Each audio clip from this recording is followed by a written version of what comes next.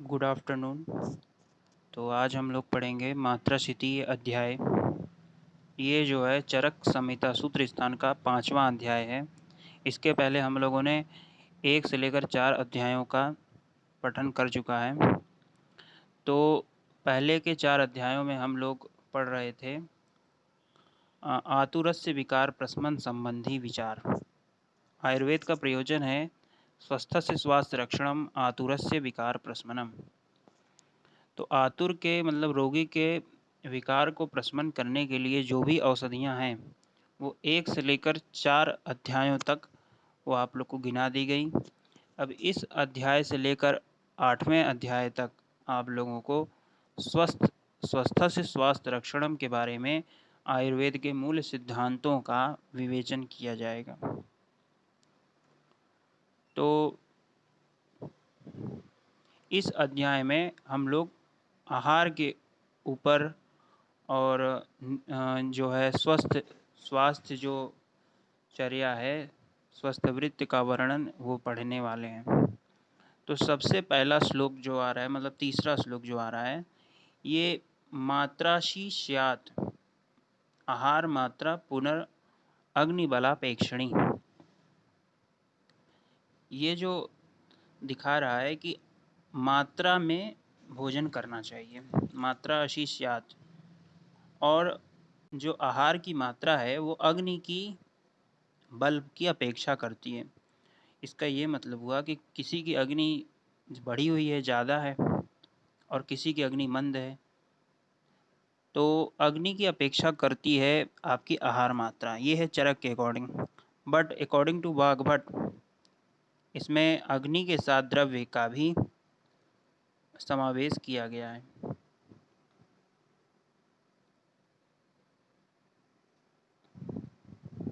इसके बाद दूसरा पॉइंट आप लोग यहाँ पे, इसके बाद जो है चौथा जो श्लोक है उसमें लिखा हुआ है यावद अशन असित मोहपत्य से प्रकृतिम यथा कालम जरा गच्छति तावदस्य मात्रा प्रमाणम विदितव्यम भवति। मतलब कि आहार जो मतलब कि आहार की वो प्रमाण जो कि यथा समय पर पच जाए और प्रकृति में बाधा न पहुँचाए, वही आहार की मात्रा है। अब ये प्रश्न है कि आहार पाचन काल जो है वो 4 याम है और औसत पाचन काल जो है वो 2 याम है। और इसके ऊपर एक नोट है, अनुवासन बस्ती का जो काल है वो 3 याम है। आहार पाचन काल 4 याम, औसत पाचन काल 2 याम, अनुवासन 3 याम तक देते हैं।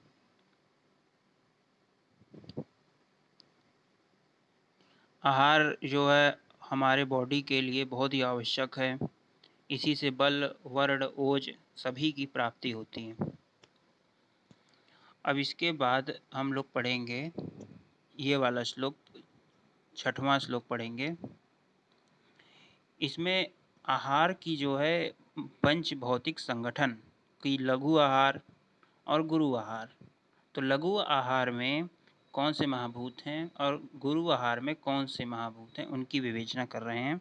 तो लघु आहार में वायु और अग्नि महाभूत की प्रबलता होती है और गुरु आहार में पृथ्वी और जल महाभूत की अधिकता होती है।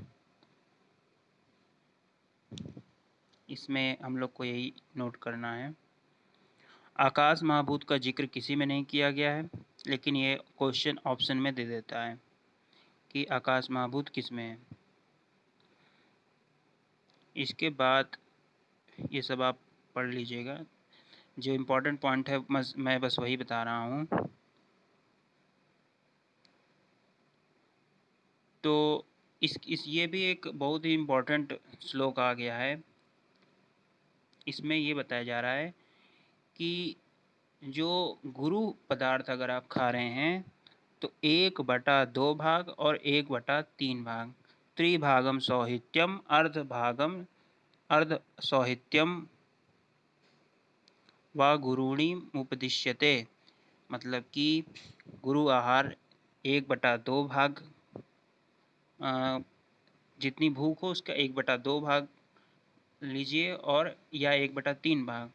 और लघुनी लघुनीमापि च नाति सौहित्यम, मतलब जो लघु है उसको भी पूरी तरह ना भर लें, थोड़ा मतलब खाली रखें, मतलब नॉट 100%, समवट लेस। इसके बाद के श्लोक में मोस्ट इम्पॉर्टेंट है मात्रावद अशन शीत अशित तमुपत्य प्रकृतिम बल वर्ण सुख आयुषा। पूछा जाता है कि अच्छे से मात्रा पूर्वक आहार करने के क्या फायदे हैं, तो प्रकृति बल वर्ण सुख आयु, बल वर्ण सुख और पूर्ण आयु जो है आयुर्वेद में 100 वर्ष की मानी गई है, और सुख जो है निरोगता को कहते हैं, वर्ण आपकी कॉम्प्लेक्शन, आपका देखने में आप अच्छे लग रहे हैं, बल आपकी अंदरूनी स्ट्रेंथ, आंतरिक बल। इसके बाद के श्लोक में आ रहा है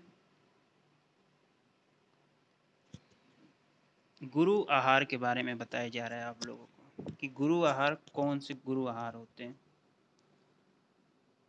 इसमें लिख रहा है गुरु पिष्टमय, जो पिष्टमय पीठी निर्मित जो वस्तुएं होती हैं वो गुरु आहार के अंतर्गत आती। पीठी में पीसा हुआ, जैसे चावल को आप पीस लीजिए पूरी तरह, वो गुरु बन जाता है। उसके बाद कभी भी नहीं करना चाहिए। इसमें यही लिखा हुआ है कि गुरु भोजन जो है भूख लगने पर ही करना चाहिए, गुरु भोजन का सेवन, और इन सब चीज़ों के बाद खाने के बाद तो करना ही नहीं चाहिए, जैसे कि पृथुक हो गया, चावल हो गया। अब ये बहुत इम्पोर्टेंट श्लोक है, अभ्यास कर न करने योग्य यहाँ आएगा, आप लोग कर लीजिएगा। अभ्यास न करने योग्य आहार, तो वल्लूर क्वेश्चन आ जाता है, वल्लूर क्या है, तो शुष्क मांस जो है वल्लूर है। शुष्क मांस इज इक्वल टू वल्लूर। शुष्क शाकानी सालुकानी विषानी, विषानी जो है कमल के डंठल को कहते हैं। वल्लूर में सूखा मांस, सूखे हुए शाक, सालू, कमल कंद, विष, नाभ्य, सेंद्रियो, वानमशम कृशम, मतलब जो बहुत दुबले पतले हो गए हैं जानवर का मांस भी नहीं खाना चाहिए, क्योंकि क्या पता वो किसी बीमारी से ग्रस्त हो। तो बहुत दुबला पतला है तो उसको क्षय रोग जैसे कोई रोग हुआ हो, ऐसा भी माना जा सकता है। उसके बाद है कुर्चिकांश, किलाटांश, सौकरम गव्यमाहिषे, मत्स्यान दधि च मांसांश यवकांश न शीलेत। इन सब चीज़ों को खाना ही नहीं चाहिए, बहुत ज़्यादा, मतलब लॉन्ग टर्म पे नहीं खाना चाहिए। लॉन्ग टर्म के खाने के लिए सबसे पहले इम्पोर्टेंस होती है कि वो कोई बीमारी पैदा ना करें, लंबे समय पर खाने पर कोई बीमारी ना पैदा करें, यही इसकी कंडीशन है। लेकिन यवक जई अगर आप खा रहे हैं, ओट्स, तो आपको बीमारी होगी। दही लंबे समय तक खा रहे हैं, बीमारी होगी। उड़द भी, किलाट, छेना वगैरह डेली खा रहे हैं, सुअर का मांस, गौ का मांस, भैंस का मांस, ये सब बीमारी कोई है तो उसके लिए थोड़ी बहुत दिन तो खा लीजिए। लेकिन अगर आप नित्य प्रयोग कर रहे हैं तो ये आपको भयानक रोग उत्पन्न करेंगे जिसका कोई इलाज नहीं रहेगा।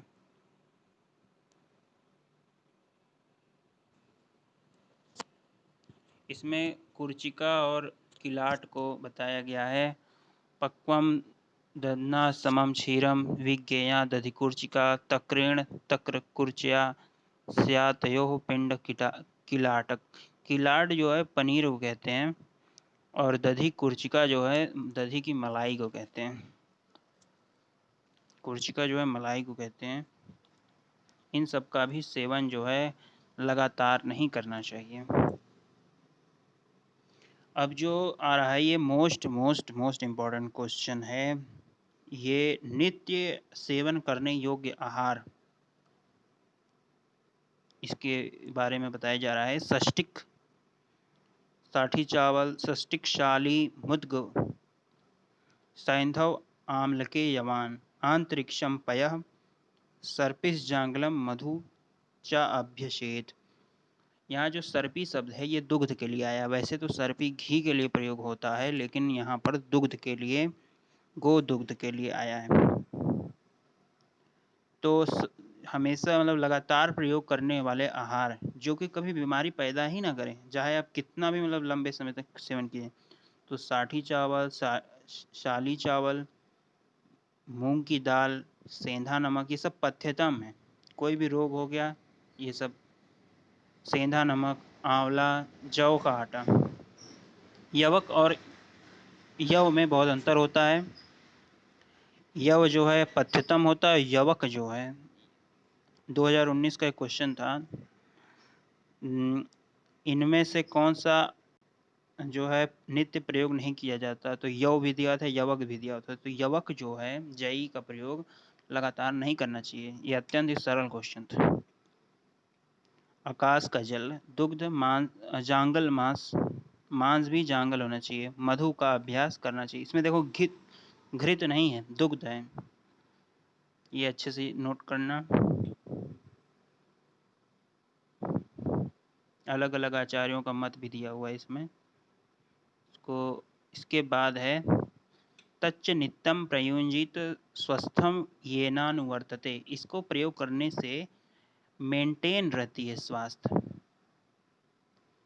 इसके बाद श्लोक में लिखा हुआ है तच्च नित्यम प्रयुंजित स्वस्थम येनानुवर्तते, अजातानाम विकाराणाम अनुपत्तिकरम चयत। मतलब कोई भी आपको डिजीज होगी ही नहीं इनको सेवन करने से, कभी कोई डिजीज होगी नहीं। जैसे मूंग की दाल, सेंधा नमक खा रहे हैं तो बीपी देखिए कम बढ़ता है सेंधा नमक से, उतना नहीं डिजीज कॉजिंग होती है। इसी सिद्धांत को बोला जाता है, ऊपर लिख लीजिए, स्वस्थ वृत्त का सिद्धांत। और पूछा जाता है कि इसका रेफरेंस क्या है, तो रेफरेंस है 5वां चैप्टर स्वस्थ वृत्त के सिद्धांत का। अब इसके बाद आप आइए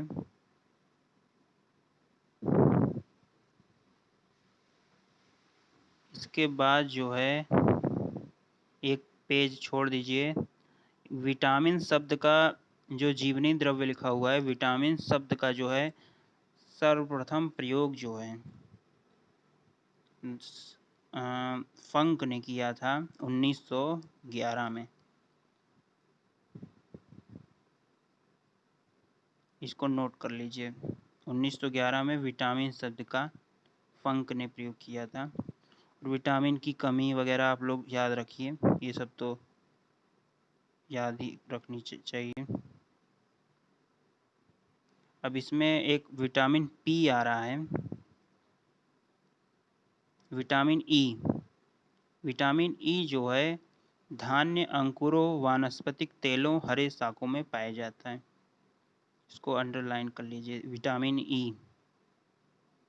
यह गेहूं के अंकुर के तेल में सर्वाधिक परिमाण में पाया जाता है।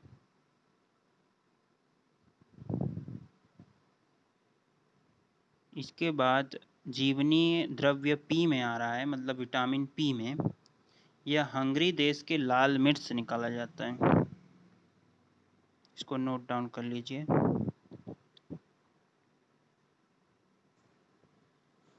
अब ये जो चार्ट दिख रहा है इसको आप लोग आराम से याद करते रहिए। जैसे कि लौह जो है रक्त रंजक का निर्माण, रक्त कोषाणु का विकास, प्राकृत वर्ण, रक्ताल्पता, रक्त रंजक की कमी, रक्त कोषाणुओं का क्षय, शारीरिक वृद्धि का निरोध। मतलब लौह की कमी से क्या होगा, मैग्नीशियम की कमी से क्या होगा, आयोडीन की कमी से जो है गलगंड हो जाता है, ग्वाइटर, थायरॉक्सिन का निर्माण, ये सब जो है आप लोग याद रखिए, कभी भी कहीं भी पूछा जा सकता है, लेकिन ये इम्पोर्टेंट पोर्शन नहीं है।